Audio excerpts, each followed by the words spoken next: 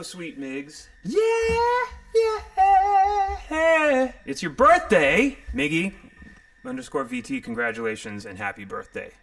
I hope this has been a fantastic birthday. You sure you don't want to call in, Migs? Tell us all about your birthday. Why am I trying to lure people into being on the phone? I don't know. I just think it'd be fun. Like every one of us, sweet Migs, you want to know what's going to happen before it does happen. And guess what? That's not the way these things work. That's not the way things work. You got to take life on. You got to walk through life one footfall at a time. There's no skipping ahead. That's the exciting part. / terrifying part. That's the exciting / terrifying part. Sweet Miggy. I gotta open up a window.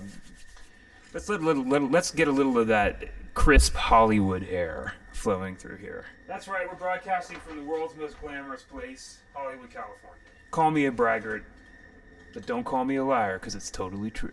I've got a little tiny camera available where you can see the author of this broadcast, but I'm only going to let myself use it in unexpected bursts, like that one, where you can't really get a grip on what's going on. Why? I don't really have an answer for you.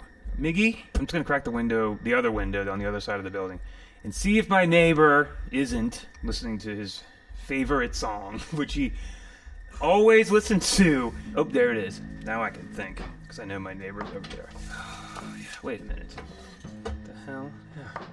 Sorry, deck. I didn't mean to leave out my main deck. There you go. Yeah, it was missing, wasn't it? It was a little too empty, wasn't it? Now we can stare into the middle distance together and think about what went right and think about what went wrong. Not you, Miggy. You're here to feel good about yourself on your birthday. Hot diggity doodle. Come on, Miggy. I think I need to shuffle it just a little bit more. Just one more. That one felt good. I'm gonna cut now as you. Hey, Miggy.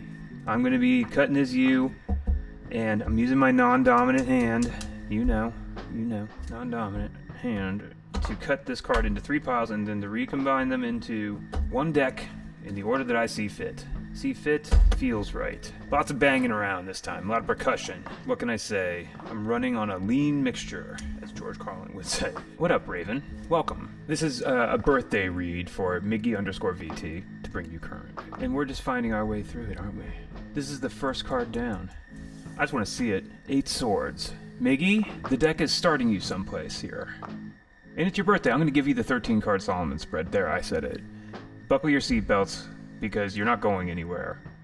No, unbuckle your seatbelts. You know what? This is happening in the 1970s. There are no seatbelts. Wherever the car goes, the car goes. Is it safe? Is anything? So anyway, here we are. Boom. We've been dropped into your conscious mind. And the cards feed back to you an 8 of Swords, suggesting that perhaps there's an opportunity here to set yourself free from some kind of a mental prison. But let's keep going before I start to get too proscriptive in this sort of shotgun 13-card spread. Yes, everybody get in the car. You guys can get into whichever versions of the cars. I'm going to get into a blue Thunderbird.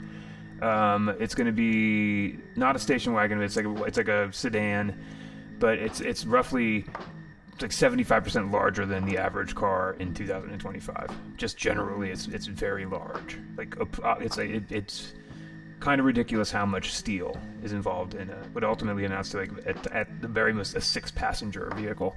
Anyway, this is your conscious mind there, and this in my hand is your self-image according to the deck. How do you feel about yourself? Well. They say it's your birthday. Are you being set free from something? Is this the marvelous catastrophe? Do you look into the mirror and find yourself in the middle of a jailbreak? Or is there some genuine piece of work that you find yourself in or think you are in? There's that tower to magnetize the idea for you.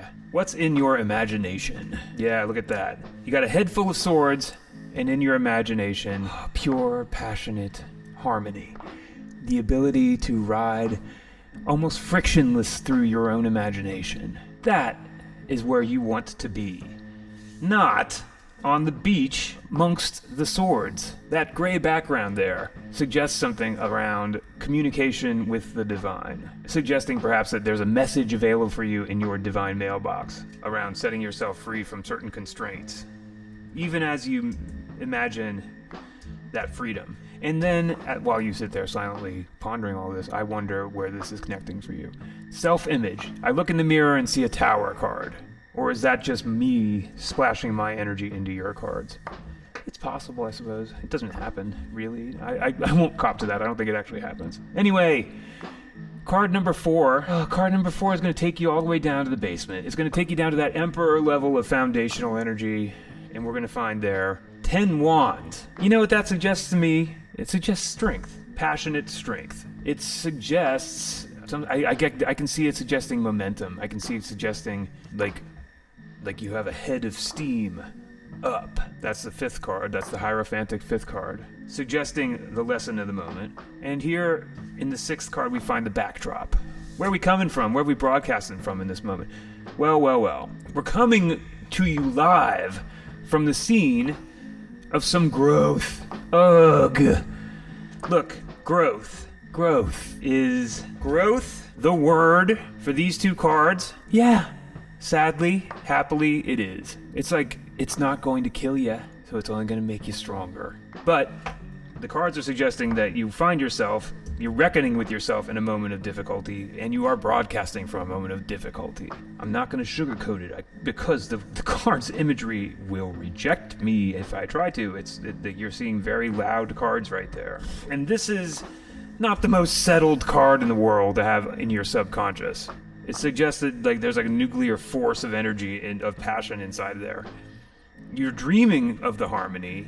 Do it, Cuddly. Crash out, Queen. Thanks, Raven. You dream into that harmony and that ease, but you're not in a moment of ease right now, birthday or no birthday.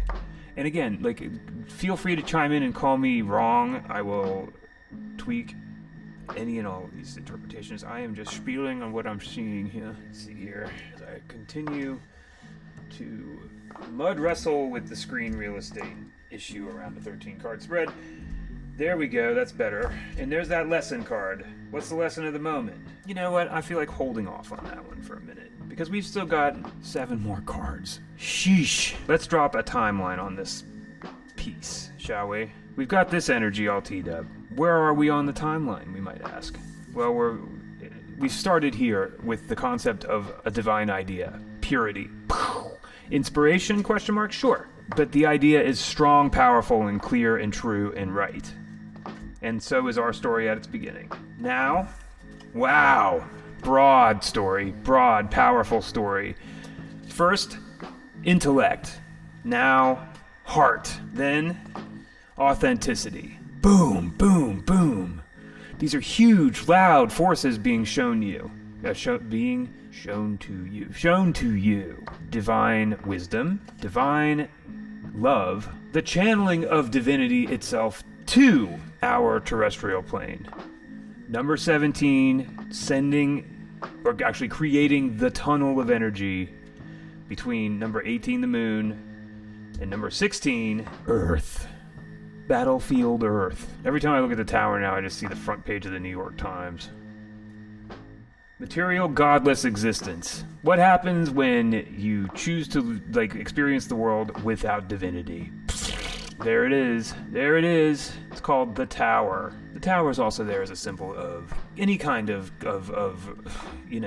what do you even start? How do you even start to weave a story around tower energy? You know it when you get to it because you can't believe it. You know what I mean? Anyway, it's just, it's the intense stuff. I don't tell you that. I know everybody knows that here. Big deal. There you are then. I guess we're doing the Christmas tree format again. That's your timeline. Now that's telling a story of some kind, Queen, but I don't know, why am I saying Queen? _VT. But, Miggy _VT. And it's telling you a story of great power, but it's so vague it's hard for me as the interpreter to give you specifics enough that you could, I can't weave it for you. You just gotta be able to take the gestures and apply them to yourself and pull whatever information you can from it. I'm ready to see it. What's the lesson of the moment now? Interesting. The lesson of the moment has to do with the material plane specifically. Within the material plane, the lesson of the moment is around getting your basics in order. Basics in order. 4 Pentacles. Get your act together. Basics. The things that you need to survive. So, this is an intense pile of cards we've got here, but it's impossible to miss the fact that we are rocketing towards the star card with momentum. Miggy, there are more cards. These are the advice cards that are coming up. They come in the following format. Number 1, necessity. Necessity dictates that no matter what you do, Miggy, look at that. You're learning about the material aspects of stability in this moment. The cards are saying no matter what, you've got to go all the way there. You've got to get your emperorhood underneath you. Get your basics together. Stability. Build something that you can build upward from. Your liberty will be determined by another ace falls. Now, the aces obviously are very general symbols that can encompass an incredible amount of things in the abstract. But here in your spread, where we've been shown the Ace of Swords into the Ace of Cups, we have to assume that the deck is maintaining the thought that went into these two cards and saying from thought to heart to actuality. Your liberty will be determined by your ability to make real. To make real. Finally, the third piece of advice. The supreme reason is as follows. I'm going to say that this connects for me first and foremost to that 10 of Wands at the very bottom of it.